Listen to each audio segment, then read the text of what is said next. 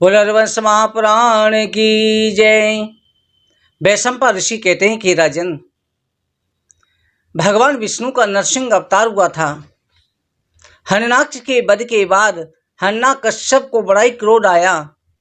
हिरण्यकश्यप तपस्या के लिए गया, जाकर के ब्रह्मा जी की आराधना शुरू करी।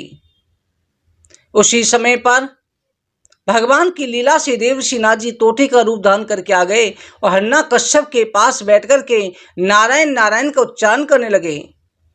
उस दिन की हिरण्यकश्यप की तपस्या भंग हो गई, घर को वापस आ गया। रात्रि को विचार करने लगा कि कहाँ पे जाके तपस्या करूं, जा एकांत हो।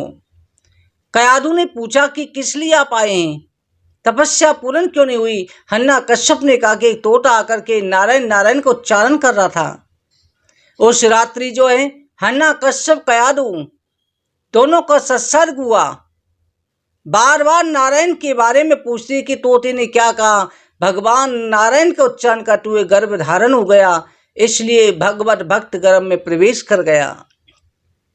दूसरे दिन हिरण्यकश्यप तपस्या करने के लिए चले गए।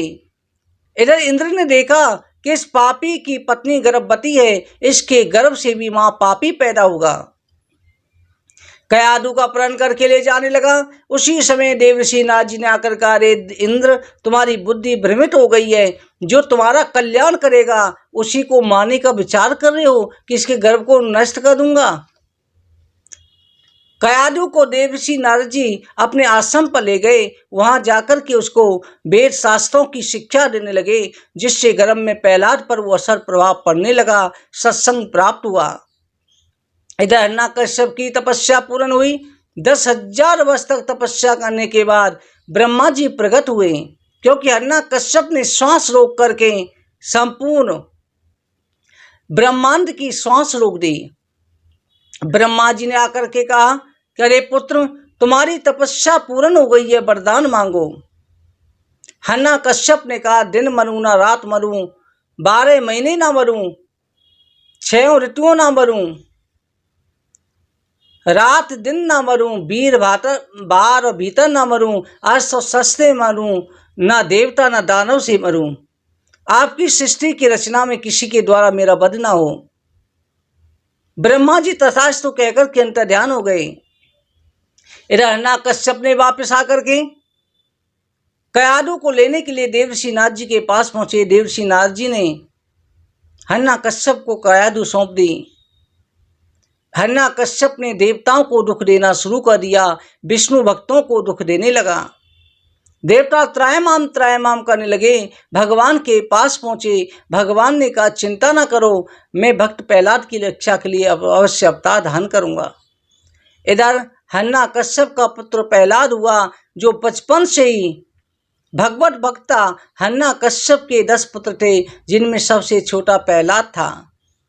प्रहलाद जो गुरुकुल में भेजा गया, गुरुकुल में भी नारायण नारायण श्री हरि का उच्चारण करता रहता, सभी बच्चों को उसी की शिक्षा देता।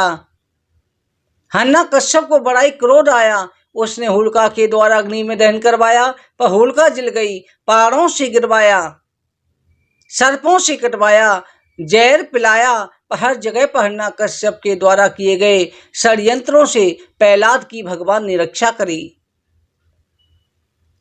एक दिन हिरण्यकश्यप ने प्रहलाद से कहा, प्रहलाद, तू विष्णु को पुकारता रहता है, देखता हूं आज तेरी रक्षा विष्णु कैसे करता है। तेरा विष्णु कहाँ है? प्रहलाद जी ने कहा, पिताजी, हम में तुम में खड़ग खम्भ में राम हमारा है। पिताजी, हम में भी है, तुम में भी है, तुम्हारे खड़ग में भी है, इस खंबे में भी है।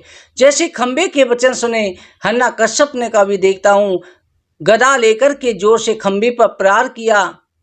भगवान ने 12वें महीने को छोड़ के 13वें महीने की अधिक मास की रचना कर दी थी, घटाबड़ी करके।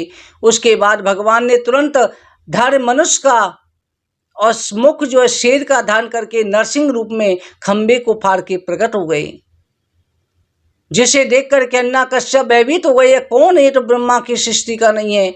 उसी समय नरसिंह भगवान ने हिरण्यकश्यप को खेल खेल में पराजित करके देली पर ले गए, अपनी जंघों पर लिटा लिया। कहा कि हिरण्यकश्यप, 12 महीने नहीं है, दिन है ना रात है, सायंकाल का समय है, ऊपर है ना नीचे है, मेरी जंगाओं पर है, बाहर है ना भीतर है, देली पर है, आस्त है ना शस्त है, मेरे नाखून है, बड़े बड़े नाखूनों को दिखाया, नर हूं ना सिंह हूं, मैं नरसिंह हूं, ब्रह्मा की सृष्टि में भी नहीं हूं। इतना कहकर के हन्ना कश्यप के पेट को फाड़ डाला। सभी देवताओं ने आकर के स्तुति करी। प्रहलाद जी ने आकर के भगवान के चरणों नमस्कार किया। भगवान ने प्रहलाद जी को गले से लगा लिया, पुत्र तुम्हारे मन में जो भी इच्छा हो हमसे वरदान मांगो।